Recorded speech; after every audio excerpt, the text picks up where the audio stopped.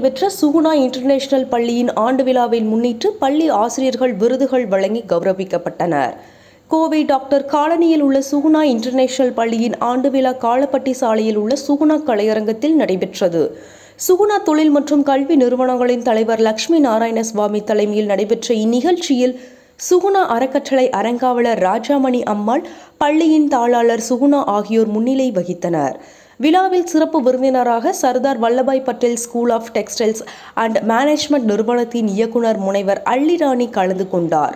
நிகழ்ச்சியில் கடந்த ஆண்டு நடைபெற்ற பொதுத் தேர்வுகளில் சிறந்த மதிப்பெண்கள் எடுத்த மாணவ மாணவிகளுக்கு விருதுகள் வழங்கப்பட்டது. அதேபோல பள்ளியில் சிறந்து செயல்படும் ஆசிரியர்களுக்கு விருதுகள் வழங்கி கௌரவிக்கப்பட்டனர். இதனைத் தொடர்ந்து விழித்திரு மனிதனே விழித்திரு என்ற தண்ணீர் சேமிப்பு பற்றி விழிப்புணர்வு நாடகம் மாணவர்களின் தத்துவமான நடிப்பால் அரங்கேற்றப்பட்டது. விழாவில் சுகுணா குடும்பங்களின் இணை நிர்வாக இயக்குனர் அனீஷ்குமார், சாந்தினி அனீஷ்குமார், சுகுணா பள்ளியின் இயக்குனர் அந்தோணிராஜ், முதல்வர் பத்மாவதி, பஞ்சபஷேகன், மழலையர் பள்ளியின் பொறுப்பாளர் லட்சுமி ராமநாதன் உட்பட பெற்றோர்கள், மாணவ மாணவிகள், ஆசிரியர்கள் என பலர் கலந்து கொண்டனர்.